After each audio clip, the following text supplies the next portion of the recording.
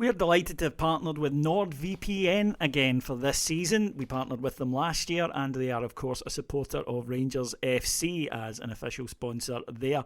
And best of all, we can give you an exclusive NordVPN deal. If you go to nordvpn.com/heart and hand, you will get a huge discount off your NordVPN plan and one additional month for free. Completely risk-free. There's a 30-day money-back guarantee with Nord. And look, I use this product. I would highly recommend it. I used to work in web, so I know how easy it is to steal people's data, especially if you're using a Wi-Fi system that is a shared one, or you're using 4 or 5G, then your details can be out there. With NordVPN, they're absolutely not. And there are other advantages to it as well. You can watch sporting events that maybe aren't being shown in your region. You can purchase flights from different virtual locations, and they do make your flights cheaper. This is very, very useful. What a price is in the UK isn't the same as what a price is in America or a price is on the continent. NordVPN can save you money.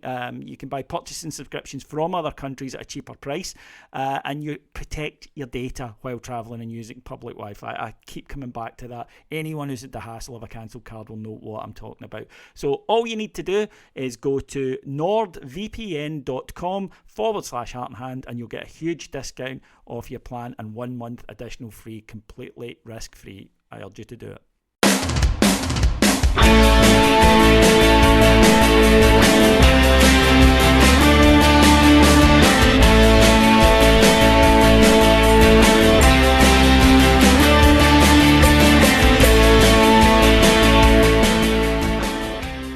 Hello everyone, and welcome to Heart and Hand, the Rangers podcast. My name's David Edgar. I am your host as always, and after the madness of a World Cup in December, whoever came up with such an idea, proper football returned on Thursday, and now it is the only show in town. Joining me to discuss the return of course, the mighty Glasgow Rangers is first of all Andy McGowan. Hello David, hello folks, glad to be back for some proper football. And spreading some seasonal cheer is none other than Cameron Bell. Hello David, hello Andy, hello listeners. Pleasure to be on and back on talking about the real fitba, as Andy says. Yeah, because it's been a few days since the Hibs match, this probably a wee bit of a shorter show. We won't go into it in as minute detail as we often do. But first game back, and of course first game for a new manager. The break really was notable for Rangers making the change with, of course, Giovanni van Bronckhorst leaving and Michael Beale returning, although this time in the top job. And he'd spoken very well, he's unveiling in his early interviews, and I think he had restored a lot of the enthusiasm that had dripped away under the kind of dying days of the Van Bronckhorst regime. There's regardless whether you think it was the right move, the wrong move, whether it was a bit unfair. And by the way, I think you can think that it was the right move, even though it probably was a little bit unfair when you look at Van Bronckhorst's overall record, but the direction of travel was not good. And then, Andy, I got to the stadium, I saw the team, and I realised, for all that good talk, still the same bunch of players.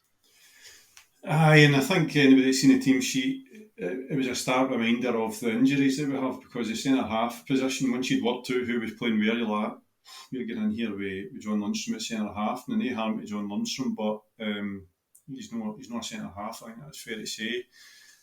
So, you know, anything can happen under these circumstances, and, you know, Hibs are poor. Hibs have been really poor this year, and that 2 each draw at Easter Road is the one that really irks me this season, apart from SLD game, obviously, but you wondered, you know, Nisbet back, cold night, we've got a new manager, you don't know what to expect, will the players respond? But that was my worry going into David, as you say, it's the same players, but it's the same injuries, and it's quite horrendous when we actually sit down and analyse it. Yeah, look, centre-halves, Cammy, turns out quite important, and we did all fear, you know, when we saw that, 2 midfielders at centre-half. I tweeted before it, set pieces, because it's not that we're a great team defensively at set pieces anyway, when everybody is fit. So I did have concerns, to say the least, and I certainly wasn't alone, and of course it only took 6 minutes. The most simple goal, a decent delivery, no more than that, but when you're going to leave the big 6'4" guy alone 6 yards for your goal, then there's a fair chance he's going to head the ball home, which is exactly what happened. And see, if we're being honest, in that first half, every time Hibs came forward, I was worried. And so I think where the players and it spread to the fans because it was just simple things. Nisbet, who I think is a good player, was his first game back, but he takes up positions that a centre-back automatically goes and covers. Lundstrom doesn't go and cover that. Sands mainly does, but occasionally, because he's, again, not playing in his usual position. And they exposed us, if we're being honest, 4 or 5 times in that first half. A better team could have been well in the lead by half-time. Well, yeah, and it's interesting, David, because I was speaking to, obviously, being through in West Lothian, there's a number of my friends and colleagues and stuff as well through here who are Hibs fans, and they did not fancy the game on Thursday, and they thought, well, we'll just see what happens. And I think quite a number of them are not happy with what's happening in the dugout at the moment, and Hibs have put themselves into a position where they sacked Jack Ross, maybe could have given him more time. They get rid of Maloney, maybe could have given him more time, and they feel like they're backed into a corner.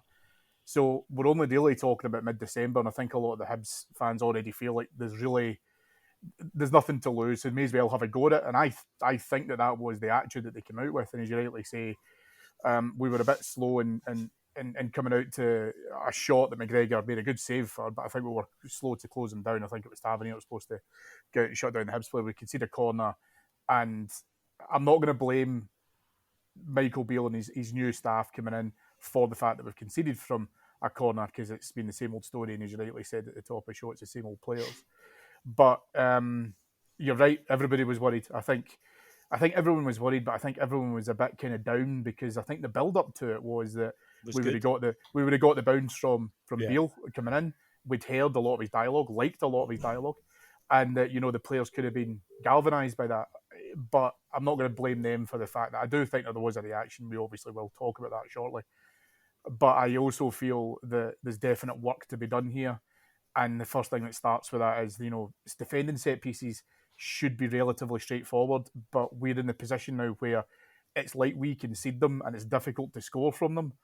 And I just, that is one of the areas, I know even in today's press conference, Beale has said needs work, but it wasn't a surprise to anyone. And I just think it just smacked to the same old story. But fortunately, we got a much different ending. Yeah, it's this age-old debate, Andy, which kind of bores me, which is, we should not do zonal or we should do man marking. Rangers, like 99% of all professional teams, do a mixture of both, right? All teams do this now, where you have 3 guys or 2 guys, whatever you want to go with, marking the spaces. Then you've got guys whose job it is to pick up men, and then you've got other guys whose job it is to be blockers. The problem with Rangers defensively this season, we've seen it time after time, is usually when we concede a goal, 4 or 5 of them don't do their job properly. For sure, and it was a criticism that I'd mentioned on our Patreon site in the post-match about it needed a leader in there. Now, I'm going to forgive the lineup and the manager, because we know that Leon King, as the manager said afterwards, was unavailable on the day. So there was a little bit of patchwork that had to be done within that defence. But if in the short term, if in the next kind of run of games, I know Connor Goldson is due to be coming back, but he will need time to come back from pretty much the longest time he's ever been out with us. But it needed someone to step into that role and tell them what the areas were, who they were marking, what they were doing. And that's something which concerned me a little bit in terms of just the general leadership within that space, and it had to be clearer. But it's nothing new, David. Like you say, we've seen that before, and I think that there's a point to that where hopefully that's something that Beale can talk about, because we know that Gerrard relied on his lieutenants. So Beale, having worked with that firsthand, can also know who he can trust in there, albeit some of them are missing at the moment. But we need to be able to try and get that into a clearer organisation for what we're doing. No, totally agree. And Rangers did drag ourselves back into it. A wonderful goal from Fashion Sakala, who again wasn't due to play, a very late injury the day before in training to Antonio Cholak, ruled him out. Interesting that the manager said that Cholak and Morelos would both have played. Sakala, I thought, took his chance. He obviously got a goal, and a very good finish it was too, right back across the goalkeeper after working a wee bit of space for himself. And then we did... oh my goodness, of all the things in football that wind up football fans, I think this is going to be very close to the top of the list. You score, you've got the momentum, the stadium was buzzing, freezing cold night, and you could actually see the roar when the goal went in from all the breath being emitted at the same time. And I hadn't even finished putting the obviously we were reporting from the game. I hadn't even finished putting the tweet up. I looked up, saw Nisbet streaking past Lundstrom, and it was 2-1. Look, yeah, there is a deflection in there, but we have switched off totally. You can't do that. You just cannot ever, at any level of football, be done inside a kick-off and a couple of passes. Deflating wasn't the word. I mean, Oh. when Hibs scored their first goal, I don't think. Well, I certainly wasn't panicking. I was thinking, well, this is a laugh, isn't it? But you think you can come back. It was a long time to go. There's 85 minutes to go. Exactly. And you do have enough confidence in their attacking players to think that this poor Hibs team would be put to sword at some point. But you've then still got to go and do it. And a word on Sakala now. I've been quite supportive of Sakala for day one because he's no Marco van Basten, but he plays with a vigour and enthusiasm, and I've described it as an empty head mentality, which it doesn't seem his head doesn't seem to go down. He sticks at it. He'll keep going past players or trying to go past. And I thought that was a fantastic finish. I've got to say, I thought it was exactly the kind of goal that you're hoping for a wide striker, and I think he's got a part to play, particularly if he's playing closer to the central striker like he was on Thursday under Beale. So I thought that was a really good sign, and you think you breathe a sigh of relief, and you think, right, we'll go on now and we'll win this game. And I'm the same as you, Dave. I was too busy blethering. People running about me, and I looked up, and the next thing it's Nisbet in the box, and it looked like a horrendous goal. Just for a goal perspective, right? Never mind the timing of it. I think it was very unlucky with that deflection, right? When you see it from behind a goal, but you're absolutely correct. To switch off at that point after you've just got yourself back even is pretty criminal. It points to mentality and resilience and somebody on the park galvanising everybody and doing the proverbial tap of the heat and saying let's concentrate here. It points to a wee bit of softness in the team. So even to go back to what we were talking about there in the set pieces for me, whether it's at this level or Sunday morning in the park with pals, it's about delivery and desire. And I think your squad actually is just, the balance is tipped a wee bit for what I would call a Rangers. What I'm trying to say here is, through the team, there's certain characters that when they're not in the team, we miss them so badly, not only from a footballing point of view, but a mentality point of view. Goldson's the obvious one, right? But when you go through that team, Sands, I wouldn't put in that kind of category, where mentality would be a strong point. Tav at times, I know that sounds kind of sacrilege after what he's been through in his Rangers career, but at the corner kick again, he's kind of caught under the ball. Kamara and Jack, I think, are the two kind of leaders you're looking at there on the park. And Kamara, I don't think that's his style. So there's a wider issue there that goal, maybe I'm overplaying it, maybe I'm overthinking it, but that goal points to a soft underbelly that we're going to have to rectify. And it's not quite an easy thing to rectify mindsets in a short space of time. Alan McGregor's made a crucial save in that first half, when again, just a simple through ball, Rangers positionally not in the right space, and Hibs taking advantage, but he makes the save and it goes in at half-time 2-1. Now, Michael Beale afterwards, Cammy, said a very interesting thing in the press conference to us, where he said that he felt maybe he'd pumped the team up a bit too much before the game, and maybe he'd given them a wee bit too emotion, and that they went out there, ready to run through brick walls, and that's good, but they didn't have any clue what direction they were running, really. It was just 100 miles an hour, no control, no care. And at half time, he almost sort of calmed them down a wee bit and said, right, okay, let's focus on doing this, and the other. Quite an interesting thing, an admission from the manager that maybe he got it wrong. Now, it's easy to do when you've turned it round, but it was an interesting insight, I felt. Yeah, and I think, from the manager's press conferences already, from the interviews that he's done, and obviously the conversations that I know that he's had with the guys in the pressers and stuff, it's been interesting to see how open he's been. Like, he has, shared some stuff which I think under previous managers, certainly under his own previous manager at Rangers, he probably wouldn't have shared. And Beale doesn't seem to want to go in that direction. I think he does want to be able to lay his cards on the table. And listen, that's all well and good. I actually was quite relieved, I suppose, to hear that, David, because one thing that we obviously did lay at Gerrard's door was sometimes he'll get them fit for the battle, but sometimes you need to outthink somebody rather than outfight them. And I think that would be interesting to see as to how Michael Beale looks to be able to try and do that. And again, as you say, I mean, I think Andy mentioned that earlier on, I didn't feel, let's face it, obviously the second goal for Hibs was a complete sucker punch. I'm not saying it wasn't a deserved goal. We, as you guys have rightly described, were not set. That's unacceptable. But even at 2-1 down, I didn't feel, the game was over. I still felt that we would create plenty of chances. But let's face it, we had to win the second half. We had to come out and be the better team in the second half. We weren't in the first half. And I think for the manager to talk about that afterwards, as I say, is quite interesting. But it's a lesson for him. And that's something that we need to remember as well, that he is now the guy in charge. It's fine that we had the previous relationship with him, but it wasn't under this dynamic and it wasn't under the position that he holds now. So he's going to have to find his balance within that as well. And I think the most pleasing thing to that was the players listened to him. There was, a clear increase in standard in terms of what we were playing and how we were taking care of the ball in the second half. And so if that's going to work for him, fantastic. But there was so many times that we saw Gerrard thinking that he was going to, give them the rock up the arse and stuff. It can't always work like that. So if he can use that as part of his tools, brilliant, because he'll know when and where to use it and when not to. Yeah, and the second half, Andy, to be fair, was a much improved performance. Firstly, Hibs we had changed some things. Jack was dropping in deeper when we didn't have the ball and making a 3, and we did look more secure. There was less space for Hibs to operate in.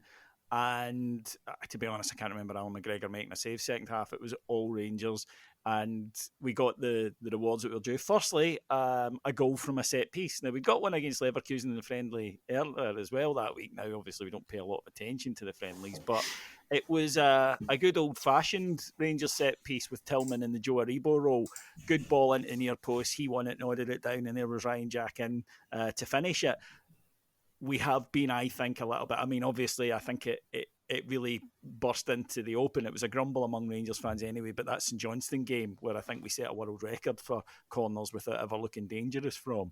And again, you've got to make the most of what your players are. Tillman is a very good offensive header of the ball. He probably should be the target. And everyone, if they're alive in the box to that, gives you the opportunity. I mean, I've said in previous pods that when things aren't going for you, so you're not clicking or you've got players out or, you're just not firing all cylinders, you've got to have this in your armoury if you're going to be anywhere close to winning the title or qualifying for big things. And you're right, that St Johnstone game was proof positive that there was something badly wrong in terms of what we were doing there, because you can't have that many corner kicks and have absolutely bugger all comfy. I mean, there was very little actually went close. It was just a case of get it in the box and see who can win a ball, as opposed to something with a bit of design on it. So it was. I mean, this goes out a hole. I think we would have still won that half, but it was a great move. It shows that it doesn't need to be some kind of super complex. You run here, we run there, and you done with this, and it just needs to be good delivery and people knowing what they're doing and having the ability to do it and the desire to do it. But Tillman was badly at fault, I thought, for the goal we lost, right? Because he's in there, and I think he's been used as somebody that's got a bit of a leap. But attacking wise, he's certainly been potent with this season. You think back to I think it was USG, wasn't it? He was so high in the air. So it was a really good move, and it was good to see Jack, who I'm highly critical of in the final third, actually make the difference and get it over the line. So I hope this becomes a feature, and when I say a feature, I mean we regularly win games or claw ourselves back into games or put games to bed using set pieces, because we get that many of them. It's only natural that we're going to get opportunities to do that. So it would be criminal for us not to take advantage.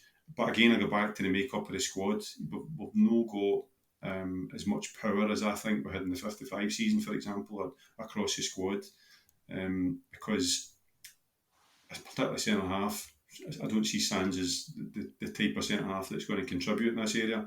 Leon King to degrees, still a wee bit soft in that area, attacking wise. You're missing Helander, obviously. You're missing Goulson. I don't really know about Ben Davies if he's going to be an attacking threat in the opposition box. So I hope it's something that Beale's working on, because it'll be very, very useful. Well, we do have now. He did mention that one of the coaches, Watling, is a set piece guy, and I think that we can only go on what we see. And up to this point in this season, I think both offensively and defensively, Rangers at set pieces have been very, very poor this season. So, that was a bit bittersweet the other night. We saw the worst of it with the first goal for Hibs, but we saw the best of it there for Rangers equaliser. And then Cammy, when we did get the winner, or what proved to be the winner, what a goal. Great move. Lovely ball from James Tavernier. And then an absolutely wonderful bit of skill from Malik Tillman, where the chop inside is good, but it's then the touch to stop it.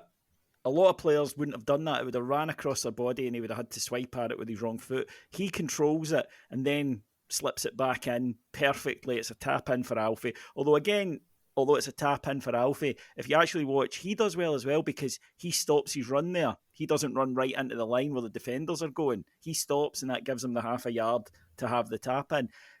What I loved about this goal, and I think it did sum up our second half play, the passing maybe wasn't always accurate, but they were trying a hell of a lot more to touch. Just get it and go all the time. They were playing triangles. They were playing with each other in little tight spaces, which sounds very rude, but isn't. But was actually, rude things are often fun to see. That was fun to see. But it was just an attitude thing. It was, we're going to move this team about. And that, I think, has lacked in our play so often this season. A second goal was deserved. Third goal, was deserved. It was an absolute peach of a goal. But for me, it was redolent and representative of the desire and the intent that the side had. And the skill. And I think that's the most important thing for me, David, is that, we get to that stage, and obviously the stadium are looking for it. We've been able to, only a few short minutes beforehand, get the equaliser. And to a certain extent, this was probably our sucker punch back to Hibs, because they had to regroup, and yet we didn't give them time to be able to do so. And I think that's maybe something that we need to think about as well, because at this point, Hibs are now in a bit of a fluster, and we've taken advantage of that through some excellent, skillful plays. You see the build-up was excellent. Ball gets to Tillman. And I think, so I was quite critical of him during the game up to this point, because he causes me a degree of frustration. And by that, what I mean is, physically, I think he should do a wee bit better. I think, he goes down a little bit too much. He does that thing that I'm really not a fan of, which is, as soon as he goes down, the first look is towards the referee. And there's going to be parts of this where he just needs to probably get up and move on with it. And then you see this brilliant piece of skill. Is that, sorry to interrupt, but is that a cultural thing? This is a guy who's been raised footballing-wise in Germany. And overly, anyone who watches Bundesliga, we talk about certain countries having a reputation for diving. It is an endemic part of German football. Well, possibly. Maybe that's across the continent and stuff, because Germany's certainly the only country that obviously has players that a lot of modern players do it, exactly. Even in our league. But I just mean that in the way that we perhaps frown on that culturally as supporters in this country, that isn't the case in other leagues, and particularly the one he's grown up in. Very possibly, but then at the same point, I don't think that's an excuse when you're the size he is, and because he does have strength, right? He does hold players off the ball, and I think that there may be value to be able to try and, I'd say, go down willingly, but you know what I mean by that when you've seen players do it. But in the box, where I've seen Tillman do it, is nowhere near the opposition penalty area. He's doing it, in the midfield. He's doing it, and it's just him having to adjust to the more physical side of the Scottish game. The thing that I really enjoyed about this was pure skill. It was composure. It was, taking your time to be able to do the movements that you talked about. To laymen like us, obviously it all happens so quickly in real time. But these guys are 4 or 5 steps ahead of us with their footballing brain. So you're absolutely right. He takes the wee touch inside. I actually think at that point when he took it, I've seen players in our team just lash at it. I think Alfie lashes at it, for example. It's not a criticism, but it just complements the fact that he chose not to do that. He takes the touch, looks up, and I can echo what you said more. It is a skill of Alfie's to stand and hold your ground. We've seen him score goals like this, Motherwell, for example, where sometimes other players would rush. Alfie just sits and holds because he knows that if he can get that space, all he needs to do is score a tap in, which again doesn't give him the credit for the positioning, but it makes it look so simple. Yeah, so it does. yeah, and it is a skill because when everyone's rushing, right, and you're breaking your neck to get into the box, to then just go and I'll just stop here and create myself a yard. Waiting for a breather. That's what I used to do. Does that mean me a great striker because we're blowing out my arse by the time I go there? No, but I used to do it and I was really good up until drinking other things ruined my chances. So was Alfie. Yeah, there are parallels. But no, it's really good striking play. It's just buying yourself a wee bit of space in a crowded box, especially in Scotland where they're already done it. Remember against Hearts last year? Very similar. And I think it was Aribo actually that teed them up. Andy, on Malik Tillman, Cammy's right there when he mentions the word, and I've used it and I've heard it from a lot of fans as well. Frustrating, and it's because we know how much talent that he has. Against that, there is the balance of he is 19, right? He is very much a kid playing his first year of full-time professional football in a very demanding league. It's not like he doesn't contribute. That's the thing. It's not. It's maybe we are kind of. I see a lot of parallels with Aribo actually, because I think we forget that Aribo was like this at the start, where there were moments and you knew he was a good player, but you had to develop and grow. And I think we've got to be patient with Tillman because the ability, Cammy mentioned it there, the skill, it's there. Here's a guy who can win you football matches. Nah, you're spot on. I mean, the thing with Tillman is that. You compare him to Aribo. Aribo had how many years doing a fairly competitive, tough league in the Championship, not the Championship, the League One with Charlton, So he came up here and it still took him time to really flourish. And he was playing in a Rangers team that wasn't under the cosh like we are just now in terms of pressure of results and injuries and stuff like that. So I wouldn't underestimate the pressure that's on Malik Tillman, because what happened the other night was that when Tillman came alive, Rangers came alive, and in the space of 20 minutes or so of him getting his arse in gear, we'd won that game. Yeah. But at half time, if somebody'd say to me, I were taking Tillman off, I'd probably say that good, because he's a victim of the responsibility he has, and it's inescapable, unfortunately. So when you are number 10, and I know Beale likes to play with a couple, and you could count Kent as well and all that kind of stuff, but when you're in that position where you've got a responsibility to create and hurt teams for Rangers, unfortunately it's unforgiving, because me, you, Cammy, the rest of the Rangers support are not going to sit there and say, well, he's 19, No, we're not. If it doesn't happen from this game, then understand why. No, it's not going to happen. But there's no question in my mind that we have to sign this boy, right? And I know that there's some kind of conjecture about if it's 5 million or whatever. This boy he can do whatever he wants in the game if he develops the areas it needs to develop, which is mentality, strength, and consistency, which is absolutely normal for a boy at 19 playing in that position. Hadji was the same, and I think if we sign him, then he'll flourish. But I think we're going to have to persevere with him on occasions, because you get back to the Motherwell game, he was absolutely honking that first half, and then he does a world-class piece of skill to, explode the game for us and literally win it for us. He's a match winner when he does it. He needs to tap into whatever that was he tapped into in the second half, and it reminds me a wee bit of the situation at Arteta. Arteta came for Barcelona, not quite good enough for them, but good enough for us. But I had to adapt to the Scottish game. But you can see the class all the time. The way he moves with the ball, and as you say, David, that chop inside, it looks easy and it looks simple. Half it's not, because you've got to have the awareness to know who's around about you. He does it all the time. I think if we get this boy cooking with gas, he'll be sensational for us. I think he'll be a better team once the Rangers team run about him gets better. And what I mean by that is return injuries and return of senior players that will be able to talk him through games and maybe just take that wee weight of expectation off him. There's also, just to tack on to that, because I couldn't agree with Andy more, but the thing I would also add on to the back of that, what impressed me previously about Tillman was his work rate. And I mean, hunting down, trying to get the ball back. getting the ball back off of players without giving away like needless fouls. He can do a lot of work off the ball as well. And I agree with Andy, I would buy him. I think the price has to be right for all parties concerned. But what we're doing here is that we're probably buying someone that we can see develop into it. Because I was really, really pleased with what I saw from him in the early stages about going down, chasing down players, chasing down potentially lost causes, but he was doing it regardless. And so there's definitely a good degree of athleticism and desire in there as well. So I think the question, and probably to complement Andy's point as well, is do we feel that we can coach him into those next steps and to improve that even further? I would say, based on what I know of Michael Beale, based on what I know of the guys that he's brought in, which albeit is pretty limited, I definitely think it's worth a shot. So yeah, 100% I would go for it. I actually think he could play as a striker in a front two. So basically, Van Bronckhorst, he was a victim of that formation because we were playing him out on the right, and if you remember him against Liverpool, he was chasing shadows and he's fairly ineffective. But I think the way we look like we're going to be playing more often under Beale, where we're going to have two strikers closer together, if you like. I think that could be right down the street because he's got pace. He has got pace. And if we're playing counter press, then that'll be something that Beale will use to maximum effect.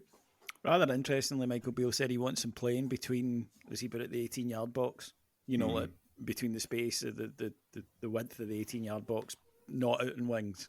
Not out there, but in the centre where he can hurt teams. And more licence, of course, is given to the number 10s, was him and Kent the other night under Michael Beale. So 3 points. All our problems clearly weren't solved overnight. Michael Beale said there's still a long way to go to get to where I want us to be. We head up the road to Pittodrie on Tuesday night, the rearranged fixture from when the Queen passed, and it's an Aberdeen team.